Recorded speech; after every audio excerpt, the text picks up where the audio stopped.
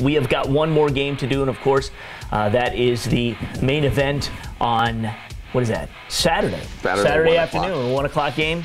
Will be the Division I matchup, and you've got Clarkston, a team that, despite their gold jerseys, which I was not a fan of, that they broke out. There's got to be a reason for that. Yeah. It must be an identity thing. Yeah, you know, I just think when you win and you're winning, you don't change anything. Yeah, you continue to do what you do. Really? But hey, they're that good. And they have had an amazing year. DJ Zazula, of course, the quarterback, one of our Final Four candidates, whether he won the popular vote, which he did, or not, we would have had him there anyway. I think so. He's been amazing. Obviously, look at what Clarkston and what he's done this year. Yeah, his Robin, his Batman has been Nolan Erickson, you know, who has just came out of the gate with 400 yards, and he hasn't stopped since. He has had an amazing season. They have rolled, and they have, for all intents and purposes, I don't see anything slowing them down. No. But you've got a team in Saline that comes in that their only loss, Muskegon Mona Shores, they have proven everybody wrong. The coach for Saline, you know, he comes from Ohio, and he I think it was Toledo Whitman. Yeah, had a pedigree of winning there, right. Regardless of the recruiting allegations or whatever, you know, that sent him out of there.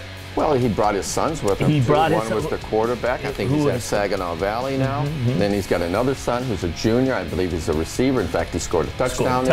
Last week. Yes, he did. Peck is the name.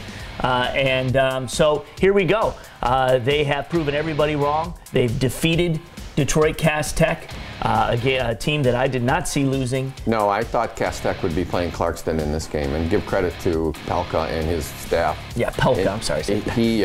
They just were really well prepared against, even against Cass Tech. Now, of course, Weber had his 140, but I think he had like 30-some carries.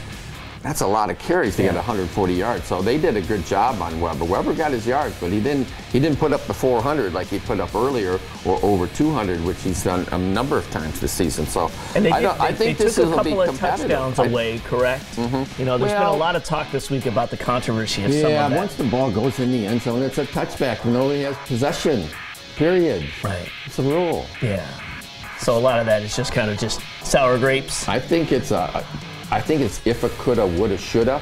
If they would have, they can't believe they lost. Right. If they could have recovered that ball before it went in the end zone, that's the way you beat that rule, so to speak.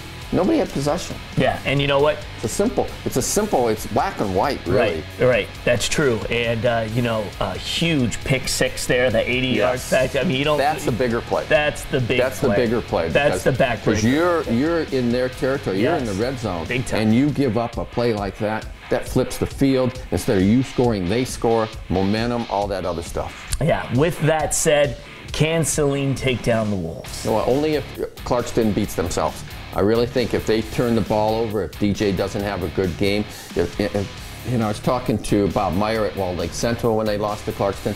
I said, where's the weakness on Clarkston? He said, Tom, you tell me. And it's like, I don't know. I don't see any. With the kicking game, all phases of the game. And it goes back to Kurt Richardson and what type of program he's built over the years. And it's taken a while. I mean, they've been successul for the last 15 years. They just really didn't get over the hump, so to speak. Last year was that hurdle. They'd been to the semis before that. All we call the 2009 game against Sterling Heights Stevenson. I mean, they've had some really, really good teams. They just haven't finished the job, so to speak. And I think what they did last year is like, okay, we know how to do it. Yeah. Let's go out there and do it again. I agree. And, you know, the one game that was going to, if they were going to lose, it was going to be Lapeer. Yeah. You know, that was going to be the game, and then and that's what we see. 23-20 ended up being the final in that one.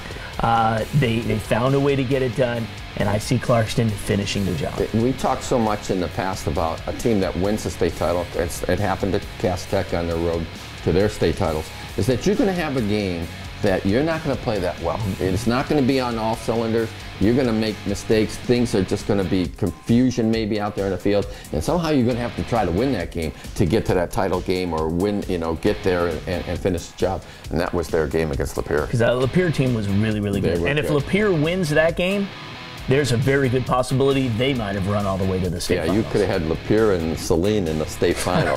That would have been something. What? Yeah. Who thought of this one? Yeah. But give credit to Lapeer. The schools joining before the season. That's not always an easy thing, but this year they meshed and the kids got along well, and that was a great season for them. All right. Well, before we break, Tom's headed out for his family Thanksgiving gathering tomorrow, and we'll all hope that you have a great experience with your family.